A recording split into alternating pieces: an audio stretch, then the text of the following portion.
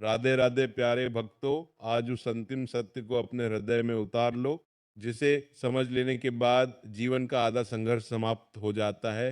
हर बार परिस्थितियों को अपनी इच्छा के अनुसार मोड़ने की कोशिश मत करो। हर टूटती हुई बात को जोड़ने और हर बिगड़ते हुए रास्ते को जबरदस्ती बनाने का भार अपने कंधों पर मत उठाओ, क्योंकि जिस क्षण तुम अपनी सीमित बुद्धि और अधीर प्रयासों को छोड़कर ईश्वर पर भरोसा करना सीख लेते हो, उसी क्षण से परमात्मा का अदृश्य चमत्कार तुम्हारे जीवन में कार्य करना शुरू कर देता है। सोचो, कितना असहनीय दर्द होता है जब बार बार प्रयास करने के बाद भी परिणाम हमारे अनुसार नहीं आते। कितना कष्ट होता है जब अपने ही दूर हो जाते हैं, जब रास्ते बंद नजर आते हैं, जब हर ओर अंधेरा दिखाई देता है। लेकिन भक्तों, जो तुम्हें अंत दिखाई दे रहा है, हो सकता है वही भगवान की नई शुरुआत हो। तुम हर बात का नियंत्रण अपने हाथों में रखने की जिद छोड़ दो, क्योंकि इस संपूर्ण सृष्टि का संचालक स्वयं तुम्हारी जीवन नैया का खेवैया बना बैठा है। वह तुम्हें वहां ले जा रहा है जहां तुम्हारे लिए सबसे श्रेष्ठ भविष्य प्रतीक्षा कर रहा है। इसलिए आज चिंता नहीं, विश्वास चुनो। भय नहीं, समर्पण चुनो, क्योंकि जो स्वयं भगवान को अपना मार्गदर्शक बना लेता है, उसका जीवन कभी दिशाहीन नहीं होता। जब आप अपनी जिंदगी की हर एक उलझन को सुलझाने के लिए अपनी पूरी जान लगा देते हैं, लेकिन परिस्थितियां सुलझने के बजाय और उलझती चली जाती है, आप रात रात भर जागकर अकेले में रोते हैं, अपनी भीगी आंखों से सुनी दीवारों को ताकते हैं और सीने में एक ऐसा भयंकर भारीपन महसूस करते हैं जो आपको खुलकर सांस तक नहीं लेने देता। आप दिन भर इस चिंता में घुटते रहते हैं कि मेरा करियर कब ठीक होगा, मेरे बिखरते हुए रिश्ते कब संभलेंगे, मेरे जीवन की कवाहट कब खत्म होगी। जब आपके अपने ही आपकी तत्व को नजरअंदाज कर देते हैं, जब आपकी हर एक निस्वार्थ कोशिश को नाकामी की दीवार से टकराकर वापस आना पड़ता है, तो वो मानसिक पीड़ा इंसान को अंदर से पूरी तरह खोखला कर देती है। आप खुद को दुनिया का सबसे मजबूर इंसान समझने लगते हैं और ऐसा लगता है जैसे विधाता ने भी आपकी तरफ से अपनी आंखें मूंद ली है। उस घुटन और भविष्य के अनजाने डर में जीना इंसान की आत्मा को हर दिन थका देता है। पर सच तो यह है कि तुम्हारी की यह व्याकुलता और यह दर्द तुम्हारी परिस्थितियों की वजह से नहीं है, बल्कि तुम्हारी इस जिद की वजह से है कि सब कुछ तुम्हारी योजना के अनुसार ही चले। भगवान श्री कृष्ण भगवत गीता में स्वयं कहते हैं कि सर्वधर्मान् परित्यज मामेकम शरणम ब्रज अहम तम सर्व पापे मोक्ष यशामि मां अर्थाते। अर्जुन, तू सब चिंताओं कर्तव्यों का बोझ मुझ पर छोकर केवल मेरी अनन्य शरण में आ जा। मैं तुझे हर संकट और हर बंधन से मुक्त कर दूंगा, तू शोक मत कर। कौवा, सच तो यह है कि तुम आज उस चीज को अपने नियंत्रण में करने की कोशिश कर रहे हो जो तुम्हारे अधिकार क्षेत्र में है ही नहीं। तुम भविष्य को अपनी मुट्ठी में कैद करना चाहते हो, जबकि नियति ने तुम्हारे लिए वक्त का एक अलग ही ताना बाना बुन रखा है। चिंता एक ऐसा धीमा जहर है जो तुम्हारी उस सकारात्मक ऊर्जा को सोख लेता है जिससे जिससे तुम्हें आज का कर्म करना है। विधाता तुम्हें इस लाचारी से इसलिए गुजार रहा है ताकि तुम्हारा यह भ्रम टूट सके कि तुम अपनी ताकत से सब कुछ बदल सकते हो। जिसे तुम अपनी बर्बादी समझकर रो रहे हो, वह असल में ईश्वर का तुम्हें उस पूर्ण शरणागति के आनंद से परिचित कराने का तरीका है जहां सब कुछ अपने आप ठीक हो जाता है। इसका समाधान निराशा के सागर में डूबकर अपने जीवन को थाम लेना या परिस्थितियों से लहलकर खुद को लहूलुहान करना बिल्कुल नहीं है। इसका अचूक समाधान है पूर्ण समर्पण और चिंताओं को छोड़ देना। जब तुम अपनी बंद मुट्ठी को खोल लेते हो और कहते हो कि प्रभु, अब तक मैं अपनी बुद्धि से सब कुछ ठीक करने का प्रयास कर रहा था और थक चुका हूँ, अब मैं सब कुछ आपके चरणों में छोड़ता हूँ, तो उसी क्षण से चमत्कार शुरू हो जाते हैं। समाधान यह है कि तुम परिस्थितियों के साक्षी बन जाओ, अपनी पूरी निष्ठा से केवल अपना कर्म करो और परिणाम की उस कड़वाहट या उत्सुकता को पूरी तरह से त्याग दो। जब तुम खुद को शून्य करके अपनी लगाम उस द्वारकाधीश के हाथों में सौंप देते हो, तो आपका मन एक अनजाने सुकून से भर जाता है।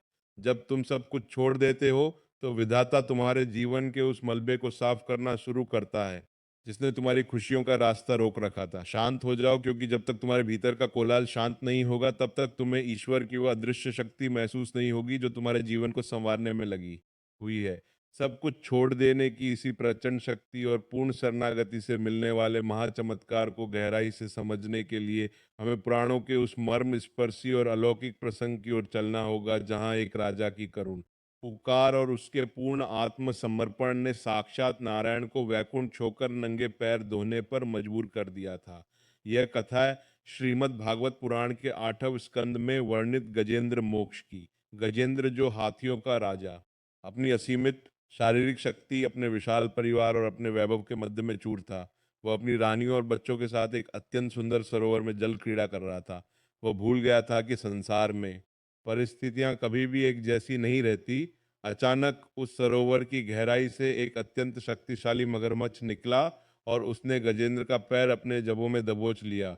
गजेंद्र ने अपनी पूरी ताकत लगा दी। वह हाथियों का राजा था। उसकी एक चिंगार से जंगल कांप जाता था। उसने सोचा कि वह अपने बाहुबल से इस संकट से तुरंत बाहर निकल आएगा। उसके परिवार के अन्य हाथी, उसकी रानियां और उसके शक्तिशाली पुत्र भी सरोवर के किनारे खड़े होकर उसे बचाने का प्रयास करने लगे।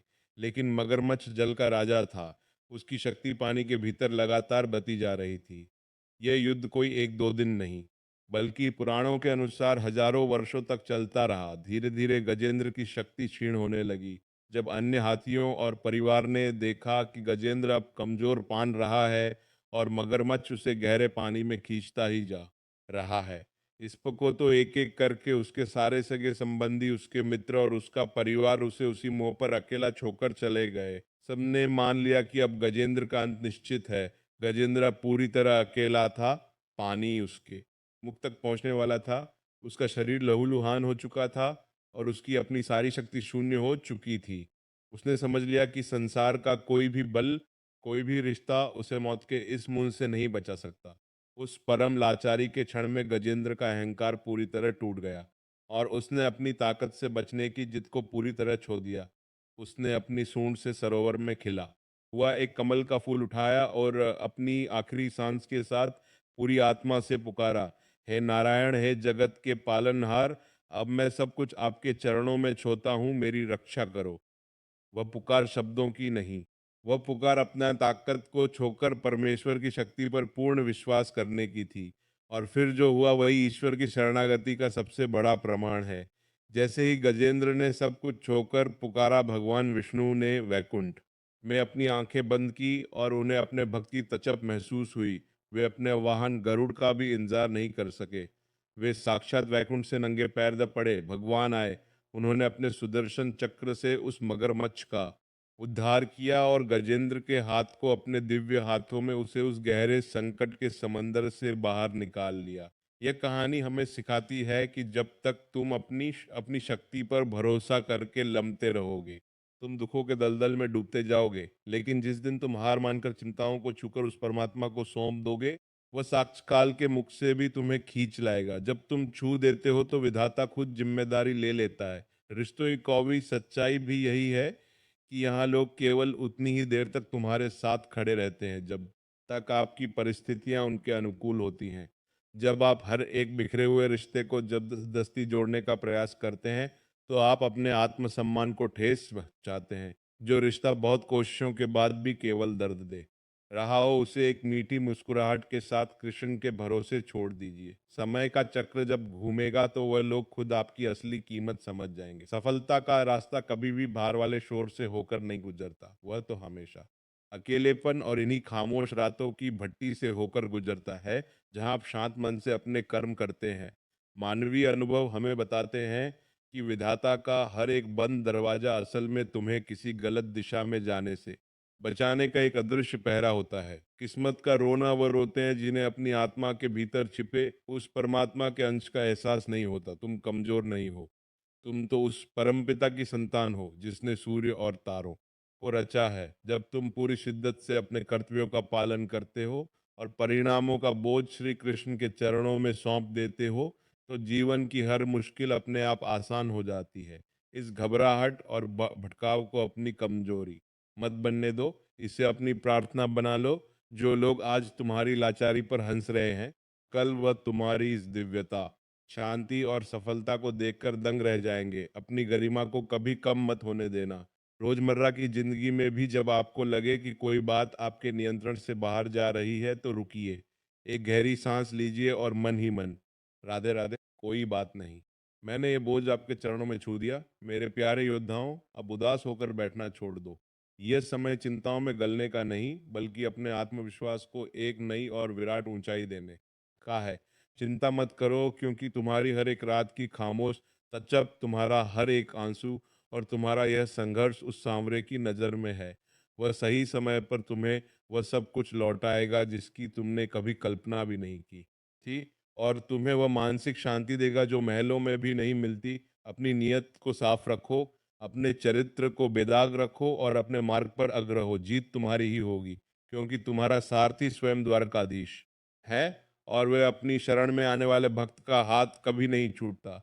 वह तुम्हारे हर एक राधे शब्द का हिसाब तुम्हारी प्रचंड खुशियों के साथ चुकता करेगा। भरोसा रखो, जो होता है हमेशा अच्छे के लिए ही होता है। आज का यह परिस्थितियों का संघर्ष कल की तुम्हारी सबसे बड़ी सफलता की नींव बनने जा रहा है। अपनी कहानी को खुद लिखो, आंसुओं से नहीं, बल्कि अपने निरंतर पुरुषार्थ और विश्वास से। श्री कृष्ण की शिक्षाओं को अपना कवच बनाओ और इस कर्म पथ पर निडर होकर आगे बढ़ चलो। जीत तुम्हारी ही होगी, क्योंकि जिसके साथ स्वयं गोवर्धन धारी हो, उसका हित तो काल भी नहीं कर सकता। मंजिल तुम्हें पुकार रही है, बस तुम्हें इस भटकाव को पार करके सब कुछ ईश्वर पर छोकर एक नया कदम बढ़ाना है। सब ठीक हो जाएगा, बस तुम अपनी मुस्कुराहट को वापस आने का रास्ता तो दो।